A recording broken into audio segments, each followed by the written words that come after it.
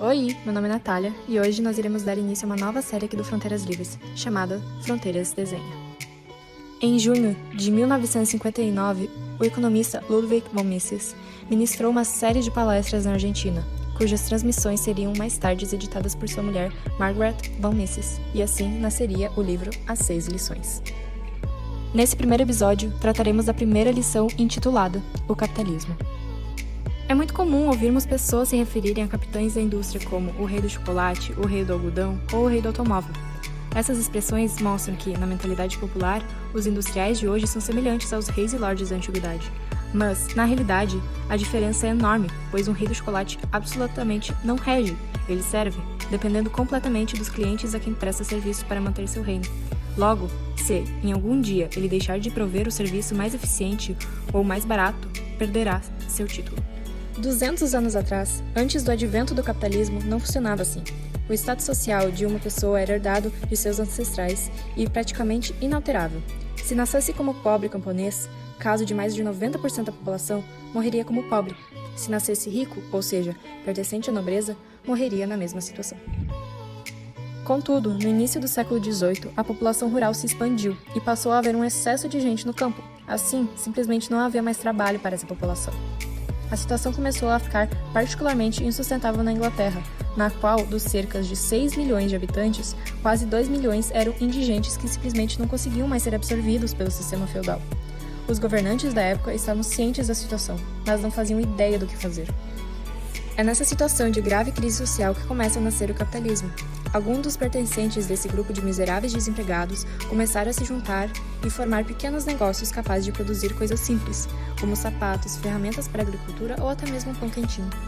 Isso foi uma grande inovação para a época, e os inovadores não cobravam caro, os artigos eram acessíveis, assim podendo atender às necessidades de todos.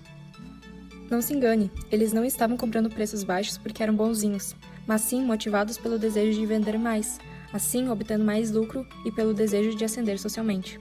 Não há nada de errado nisso, pois, como já dizia o grande economista Adam Smith, não é a benevolência do açougueiro, do cervejeiro e do padeiro que esperamos do nosso jantar, mas da consideração de que eles têm pelos próprios interesses. Foi esse o começo da produção em massa, princípio básico da indústria capitalista. Enquanto as primeiras manufaturas existiam basicamente para atender às demandas da abastada nobreza, as novas indústrias capitalistas começaram a produzir artigos acessíveis a toda a população. Era a produção em massa para satisfazer as massas. E, a partir desse ponto, as empresas se tornaram inteiramente dependentes da preferência daqueles que lhe compraram os produtos, pois a mais poderosa das corporações não seria nada sem seus clientes.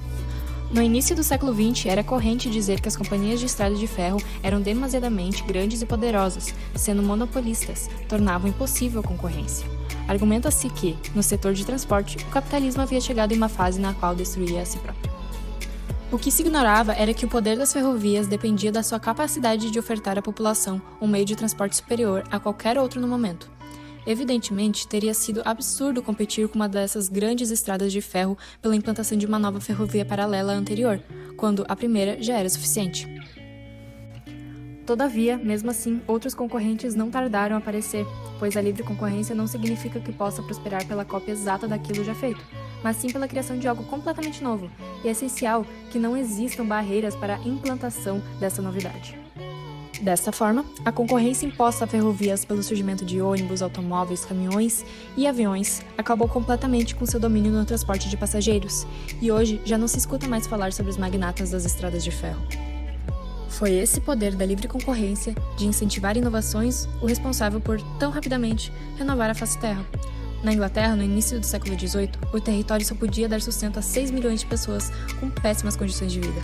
Hoje, mais de 50 milhões de pessoas lá vivem com um padrão de vida superior até mesmo dos ricos do século XVIII, que podiam até ter pilhas de ouro, mas não tinham um ar-condicionado para os dias quentes, e muitas vezes morriam de doenças que hoje simplesmente não matam mais devido ao avanço da medicina.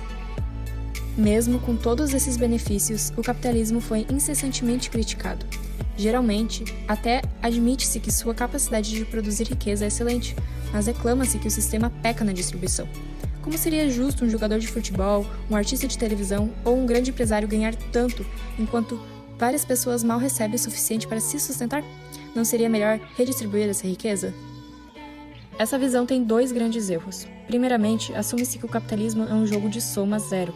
Assim, se uma pessoa tem mais dinheiro, isso é fruto da exploração dela sobre outra pessoa. Todavia, isso é completamente errado. Não existe uma quantidade ilimitada de riqueza, pois o valor que damos às coisas é subjetivo. Um exemplo clássico é, digamos que eu tenho uma bicicleta velha e quebrada, que pretendo vender. Converso com um amigo e ele me oferece R$300. Contudo, decido não vender de imediato e prefiro tirar um tempo do próximo final de semana para consertá-la. Assim, ao oferecer novamente ao meu amigo, agora ele está disposto a pagar um valor mais alto, digamos R$500. Dessa forma, R$200 foram gerados e ninguém foi explorado. O mesmo vale para todas as relações econômicas. O empregador não rouba o trabalhador. Ele lhe paga aquilo que acha que a produção vale de acordo com a demanda do mercado, ou seja, de acordo com a disposição das pessoas de comprar aquilo que o funcionário, direto ou indiretamente, produz. É só perceber que o padeiro, por exemplo, naturalmente receberá um aumento se o pão produzido por ele vale muito, pois se o patrão não lhe der este aumento, um concorrente logo oferecerá um salário maior, diante da possibilidade de ter aquele trabalhador de alta rentabilidade no negócio. E assim chegamos no segundo erro daqueles defensores da redistribuição. Não existe uma diferença entre quem paga o salário e quem consome. Um jogador de futebol só recebe muito, pois existem milhares de pessoas dispostas a pagar o ingresso para ir ao estádio vê-lo jogar. O mesmo vale para os artistas ou para os grandes empresários, que só chegam onde chegam, pois criaram algo ou algum serviço tão bom que centenas de milhares de pessoas estavam dispostas a pagar por aquilo. Retirar esse sistema de recompensas do capitalismo é retirar aquilo que promove seu avanço. Se tudo que eu produzo, além de um determinado limite, será redistribuído, por que me arriscar para tentar chegar a esse limite? Não seria melhor simplesmente não produzir nada e esperar os outros fazerem isso por mim? Além disso, é impossível haver avanço sem o grande acúmulo de capital. E para entender isso, basta analisarmos o nome do próprio sistema.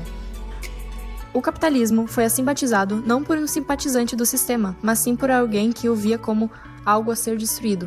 Esse homem foi Karl Marx. Contudo, não há motivos para rejeitar o nome proposto por Marx, uma vez que indica justamente a origem dos grandes progressos. Quando uma pessoa acumula certa quantidade de dinheiro, R$10.000, digamos, e confia esse valor a uma companhia de poupança, automaticamente estará transferindo esse dinheiro para um empresário, um homem de negócios, que, sem esse crédito poupado por outra pessoa, não teria condições de investir em um novo projeto. Esse empresário logo terá que contratar funcionários para seu empreendimento, seja na construção dele, seja para a própria operação do negócio, ou, como em geral ocorre, nos dois momentos. Além disso, terá que comprar as várias matérias-primas para que sua empresa funcione. Logo de início, duas classes já ganharam: os trabalhadores, agora empregados, e os vendedores de matérias-primas, que também crescerão e poderão contratar mais trabalhadores. Se o empreendimento dará certo ou não, isso só depende da habilidade do empreendedor. Mas, obviamente, na maior parte desses empreendimentos se estabelecerá e conseguirá quitar a dívida, visto que os bancos não se sustentariam se tomassem calotes na maioria das vezes. Assim, à medida que aumenta o volume de capital excedente que é poupado, também enriquece a humanidade como um todo. Valor novo é gerado e a grande geração de empregos por isso acarretada leva a um ponto no qual não são mais os trabalhadores que competem por emprego, mas sim os empresários competem por trabalhadores, tendo que lhe pagar salários mais e mais altos. Tudo isso advindo da tão criticada acumulação de capital.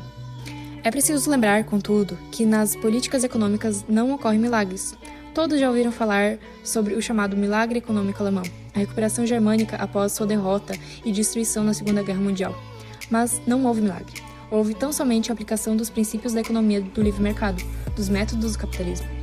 Todo país pode experimentar o mesmo milagre de recuperação econômica, embora seja importante insistir que isso não é fruto de milagre, mas sim da adoção de políticas que resguardem a liberdade econômica, sem a qual não há capitalismo.